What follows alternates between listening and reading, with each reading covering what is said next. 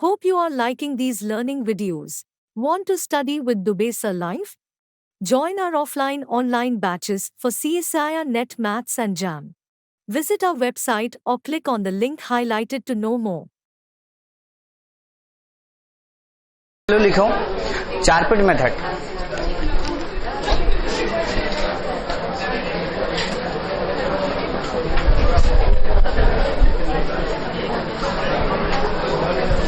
Charpit method. Consider a first order, consider a first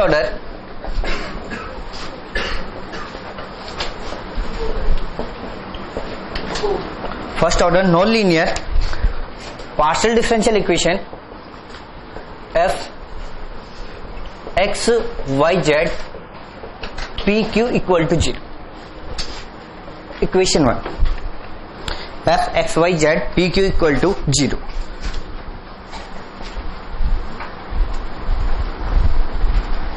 assume one parameter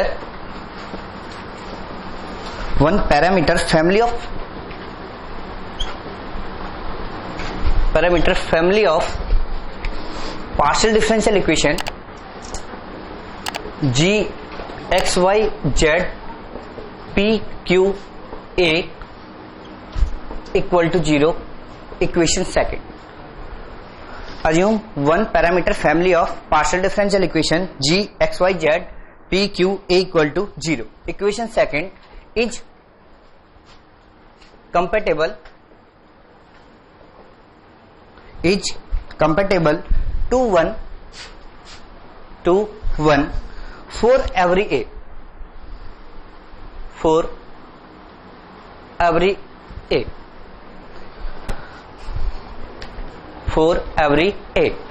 तो अगर ये partial differential equation इसके लिए कंपेटेबल है तो इसका f, g इक्वल टू 0 मिलना चाहिए या नहीं मिलना चाहिए? ये तो हमने कल प्रूफ किया था, इसका क्वेश्चंस भी किए थे। तो equation 1 and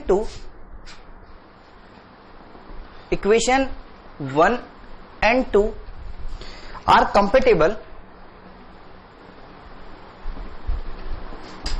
compatible so f, g equal to 0। f, g equal to 0, that is f, g equal to 0 del f, g upon del x, p plus p del f, g upon del z, p plus del f, g upon del y, q plus q del f, g upon del z, q equal to 0। देखो एक चीज और याद आई, last class में singular solution की बात कर रहे थे। तो सिंगुलर सॉल्यूशन के बारे में किसी ने पूछा था कि नीटा x Y z equal to 0, नीटा x Y z equal to 0 singular solution की इक्वेशन मिली थी या नहीं? हमने वहां पे एक स्टेटमेंट लिखा, if it is satisfied then it is called singular solution.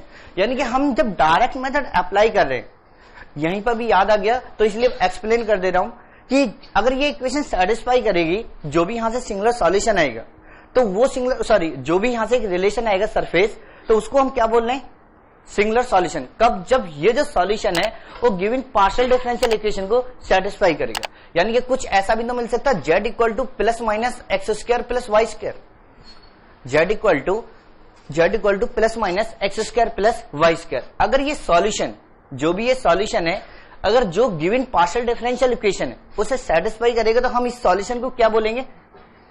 Singular solution. इसमें या तो प्लस वाला सेटिस्फाई करेगा या फिर माइनस, ऐसा भी हो सकता है दोनों भी सेटिस्फाई करें। ठीक है, और इसका बेसिकली प्रूफ कहां मिलेगा? जब हमें first order but not first degree पढ़ाया जाएगा तो हमें इसका प्रूफ मिलेगा। जब Kulwant sir first order but not first degree का सॉल्यूशन पढ़ाएंगे ना, ऑर्डिनरी डिफरेंशियल इक्वेशन में टॉपिक, जब इसका हमें प्रूफ मिल जाएगा। और इस टाइप के अभी तक सीएसआई नेट में 3 क्वेश्चन पूछे भी गए, वहां पे 3-4 क्वेश्चन हैं और उनके बारे में डिस्कशन हुआ, पूछा गया कि इसमें सिंगुलर सॉल्यूशन क्या। और ये जरूरी नहीं है कि ordinate differential equation, partial differential equation में भी इसी टाइप के 2 क्वेश्चन पूछेंगे, ठीक है। तो ये यहां तक सॉल्व कर लोगे ना आप इन क्वेश्चन को, एक कंफ्यूजन लास्ट क्लास में था, ठीक है। अब लिखो, अगर ये इसका जैकोबिन इक्वल टू 0 है तो इसका मतलब क्या कि डेल एफ एक्स और एफ पी और जी एक्स और g p plus p del f z और एफ पी और जी जेड और जी पी प्लस इसका डिटरमिनेंट फाइंड आउट करोगे तो f y f q g y और g q plus Q f z f q और g z और g Q equal to 0। इसका डिटरमिनेंट सॉल्व करोगे तो डायरेक्ट लिख दूं एफ ऑफ एक्स, या फिर एक स्टेप बढ़ाई लो, f of x g of P minus g of x F of P plus p और F of z g of P minus g of z f of P plus F of y g of q minus F of q g of Y plus Q F of z g of q minus g of z f of Q equal to 0। ये equation मिलेगी या नहीं? अब मैं कुछ इसे ऐसा भी तो लिख सकता हूं, जो ये गिवन इक्वेशन है इसे मैं इस टर्म को फर्स्ट टर्म मान रहा हूं, इसे मैं कुछ ऐसा लिख रहा हूं minus F of P G of x, मैंने फर्स्ट टर्म ये लिखी। अब सेकेंड टर्म में लिख रहा हूं जी ऑफ वाई कहां पे, यहां पर, minus F of Y plus minus F of Y into ji of Y F of Q second term ये। थर्ड टर्म आएगी जी जेड, तो minus P F of P minus Q F of Q into G Z plus F of x plus P F of Z into ji of P plus F of Y plus P F of Z into G Q equal to 0। क्या कहां पे, यहां पे, हाँ, q f z into ji of Q equal to 0। अगर जो ये function है, यहां पे मैं इस फंक्शन को जी, पहले ये नोट क्या नहीं किया,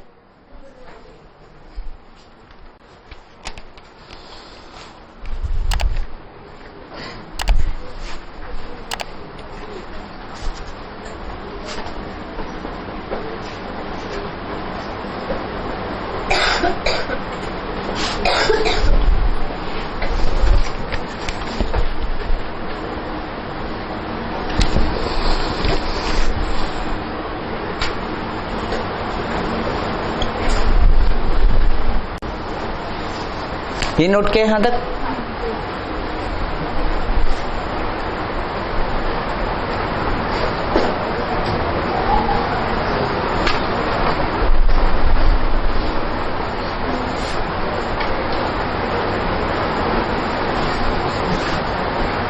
नोट किया? अब देखो यहां से देखो, जो ये इक्वेशन लिखी हुई है इसे मैं बोल रहा हूं this is Cauchy linear equation of first order. This is Cauchy linear equation of first order where G is dependent variable आप CSIR नेट या IIT jam math batches online offline class join कर सकते हैं। Website का link description में है। अपनी self study और प्रैक्टिस करने के लिए हमारी बुक्स परचेस करें। आप घर बैठे बैठे CSIR नेट IIT जैम की तैयारी हमारे लेटेस्ट रिकॉर्डेड वीडियोस से कर सकते हो। लिंक डिस्क्रिप्शन में मिल जाएगा। Get 40,000 plus question bank of all the universities in India absolutely free. Download DIPS Academy mobile app from Play Store. Subscribe our YouTube channel for more learning videos and discount on video courses. अधिक जानकारी के लिए description को ध्यान से पढ़े या QR code scan करिए। Dependent variable and x Y Z P q r independent variable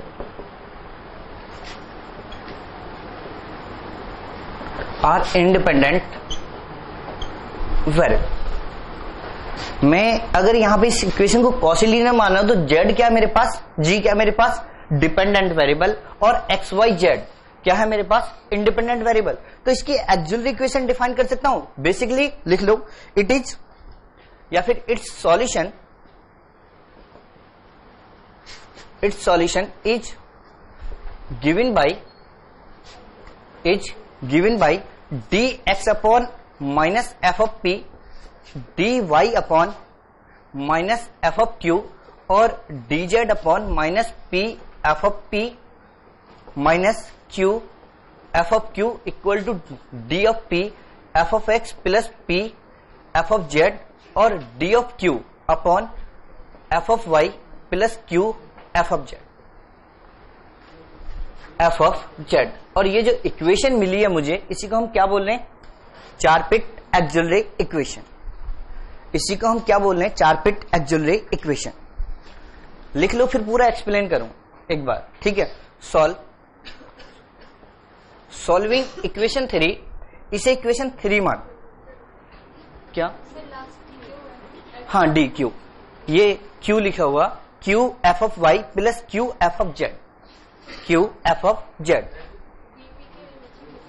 DP के नीचे लिखा हुआ f of x plus F of z. देखो ये मैंने डी वाई का कोएफिशिएंट मान लिया, ये D X, D Y, D Z, D of P और D of Q.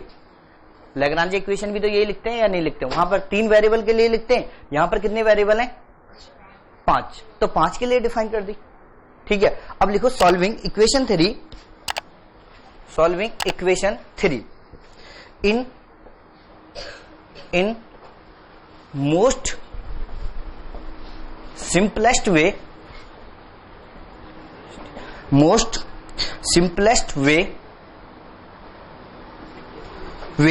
such that it should either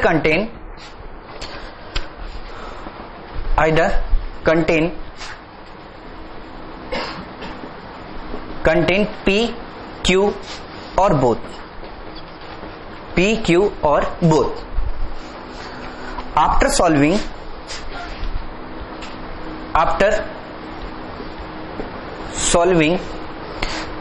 we get G, X, Y, Z, P, Q, A equal to 0, equation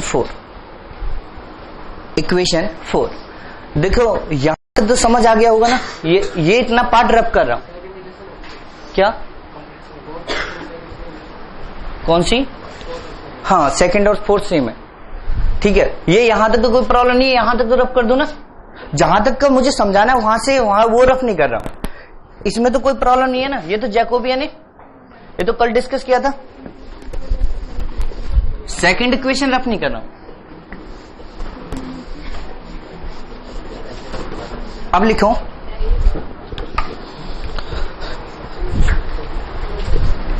क्योंकि equation 1 and 4 are compatible,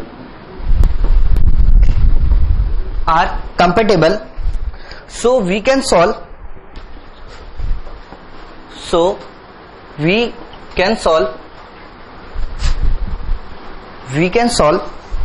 1 and 4, 4 P and Q, variant, हाँ constant X Y Z P Q A equal to 0, P Q A equal to 0 for P and Q. We get P equal to 5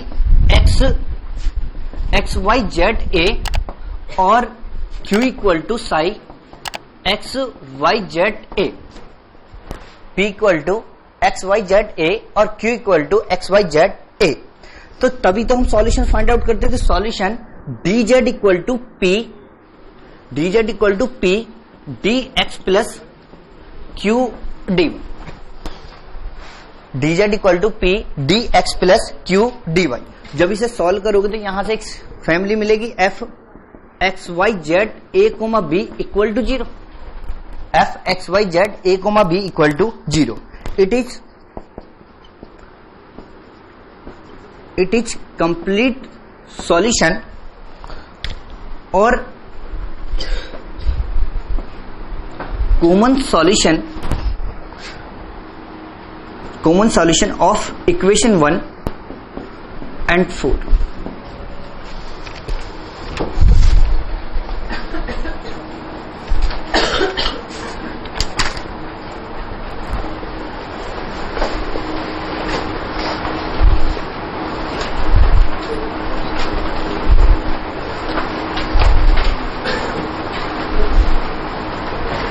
note किया?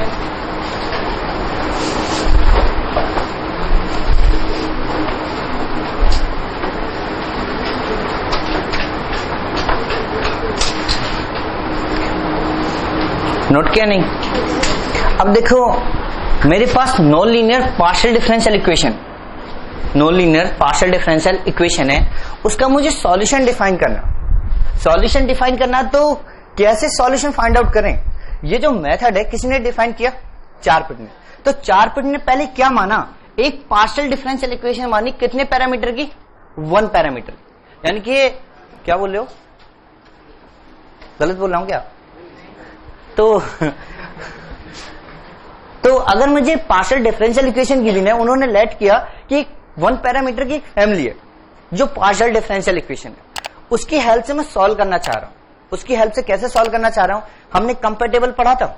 अगर 2 partial differential equation compatible हैं तो उनके पास at least 1 common solution होगा या नहीं होगा? पढ़ा था नहीं पढ़ा था? कल डिस्कस किया था। अगर ये इक्वेशन और ये इक्वेशन कंपैटिबल हैं तो कंपैटिबल होने के बाद हमने ये first order Cauchy linear equation मिली इन एक्स वाई जेड और ये हमने सॉल्व किया। ये मेरे पास क्या इक्वेशन आई? Charpit auxiliary equation. जब मैं चारपिट एक्सिलरी इक्वेशन को सॉल्व करूंगा किसी भी 2 फ्रैक्शन को कंसीडर करूंगा तो एक ना एक पी क्यू और बोथ कोई ना कोई तो मिलेगा नहीं मिलेगा? या तो पी भी मिल सकता, क्यू भी मिल सकता और दोनों भी मिल सकते हैं। दोनों केसेस है या नहीं है? अगर जब सॉल्व करेंगे तो सॉल्व करने के बाद में एक फैमिली मिलेगी 1 पैरामीटर की। इनमें से कोई फ्रैक्शन कंसीडर करो, कंसीडर करने के बाद में एक फैमिली मिलेगी कितने पैरामीटर की? 1 पैरामीटर की। अब हमें यह मालूम है इस फैमिली के पास जो ये पार्शियल डिफरेंशियल इक्वेशन है और ये जो फैमिली है, इन दोनों के पास कंपैटिबल होगा तो एटलीस्ट 1 कॉमन सॉल्यूशन होगा।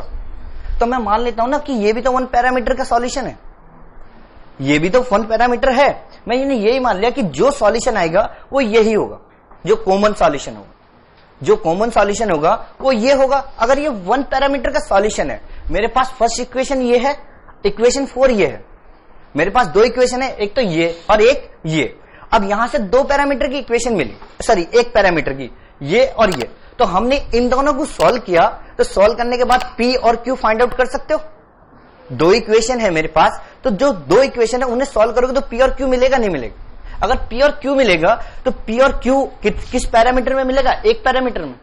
यहां भी 1 पैरामीटर और यहां भी 1 पैरामीटर। जब इस इक्वेशन में पुट करोगे P f x Y Z A और क्यू एक्स वाई जेड की value psi x Y Z A, तो इसे सॉल्व करोगे तो एक और पैरामीटर मिलेगा नहीं मिलेगा? जब इसका इंटीग्रेशन करोगे तो 2 पैरामीटर आएंगे या नहीं?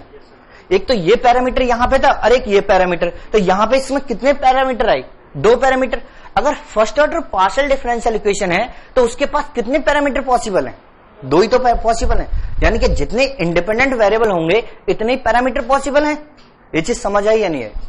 देखो लिखवाया था कल क्लास के नोट्स में, number of arbitrary constant equal to किसके इक्वल होते हैं? Number of independent variable in complete. Just watching videos won't help. You need to practice your learning by solving questions. Get the latest practice books from DIPS.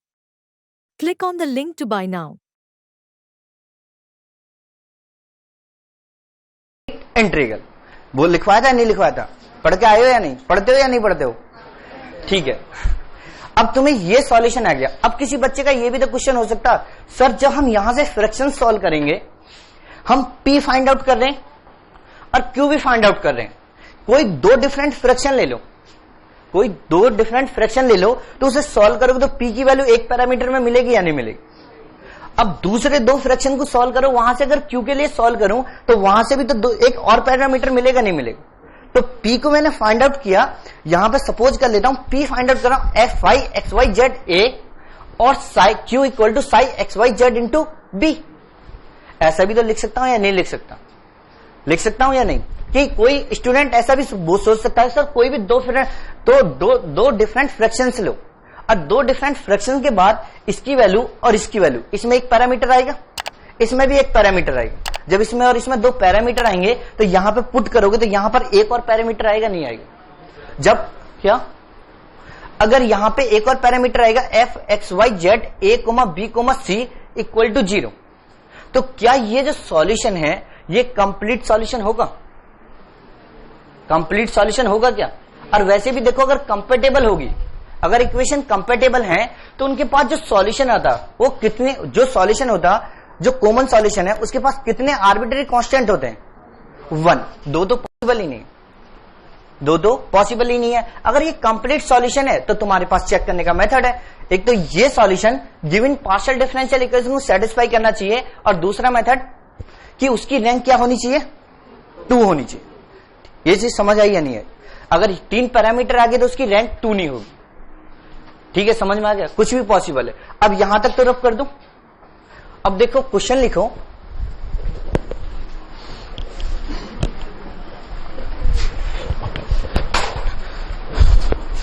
Find the complete integral, find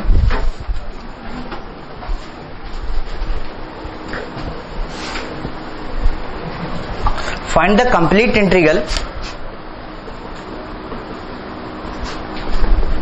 integral, of f equal to P square plus Q square, F P square plus Q square into Y minus Q Z equal to 0।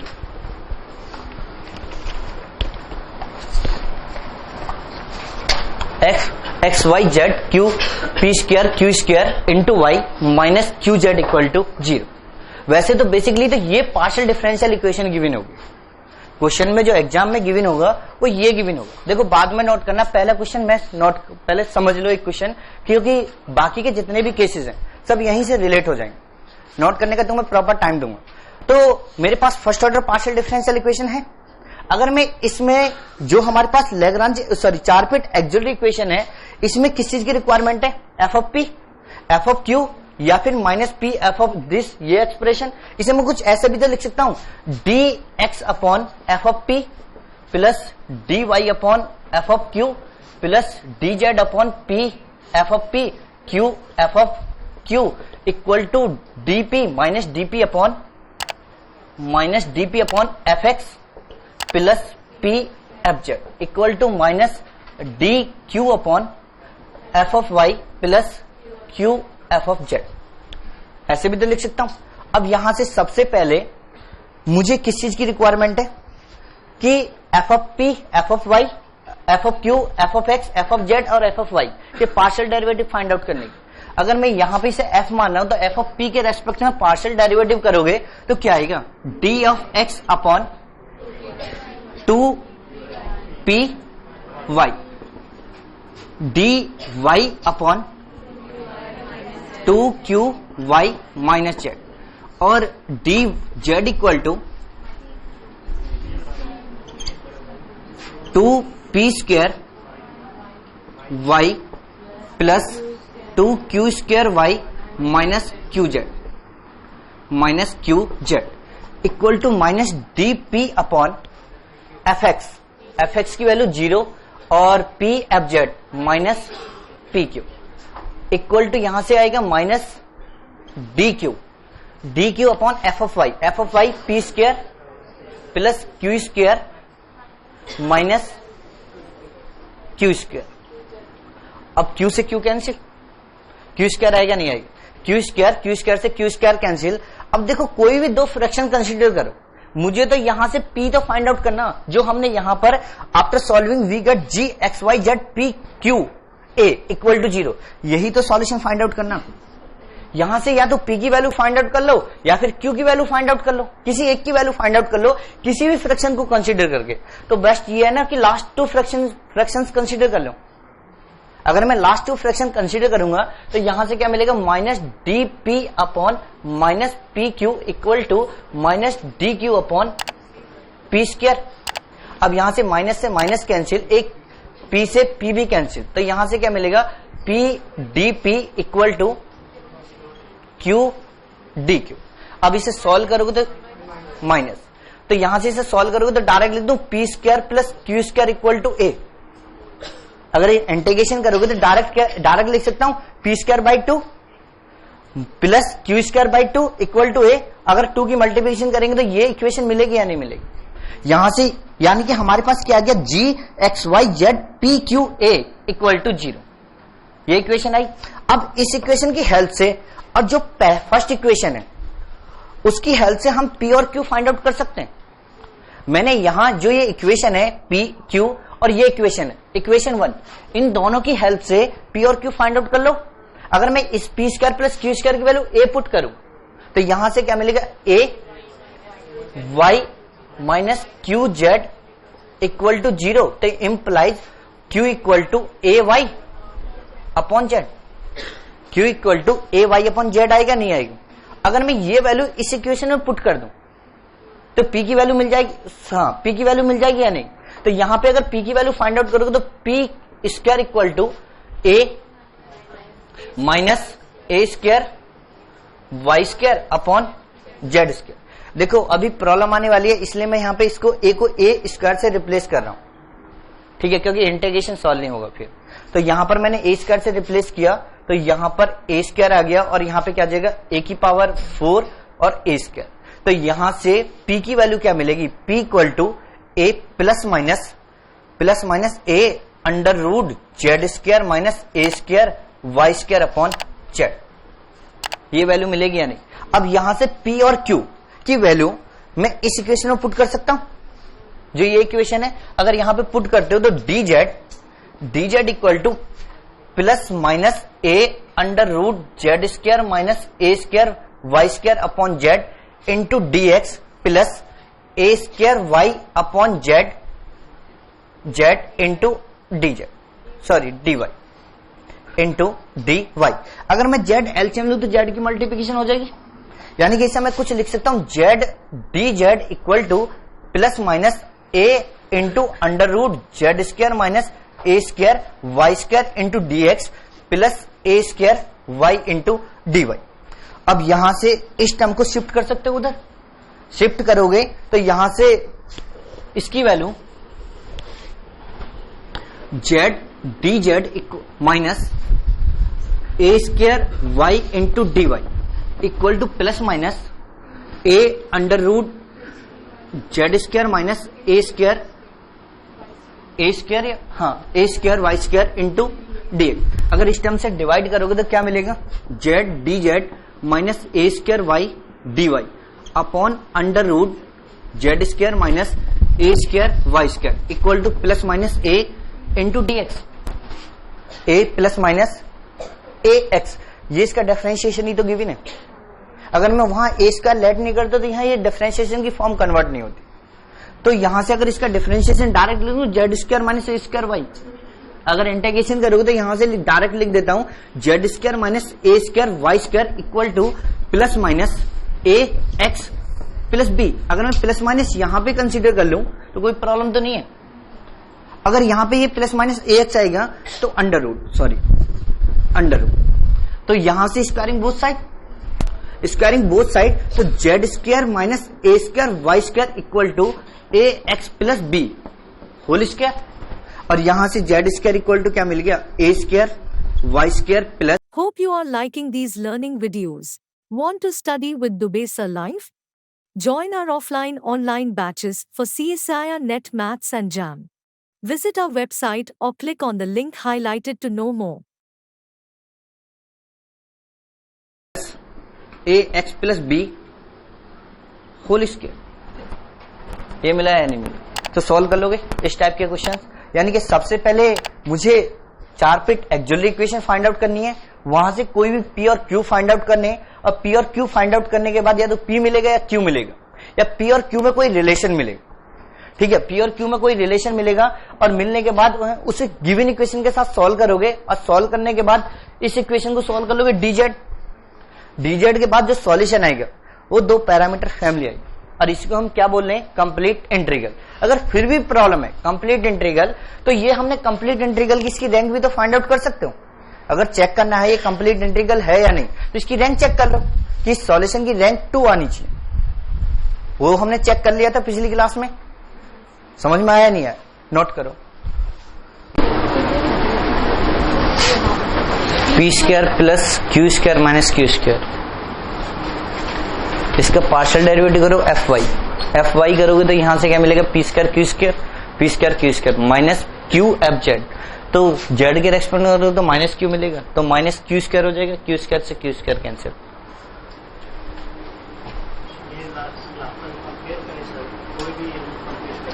क्या बोल रहे हो, यहां से नहीं, अभी 2 minute रुको।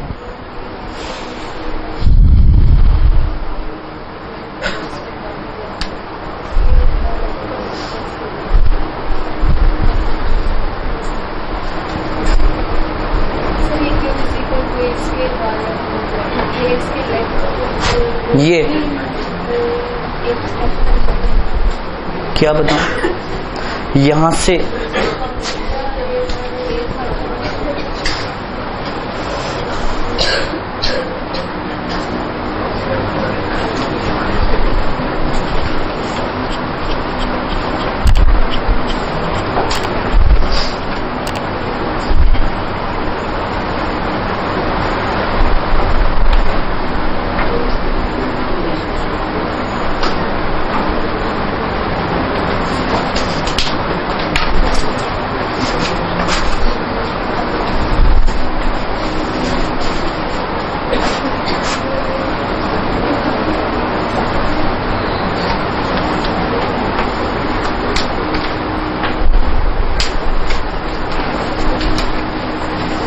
रब कर दूं,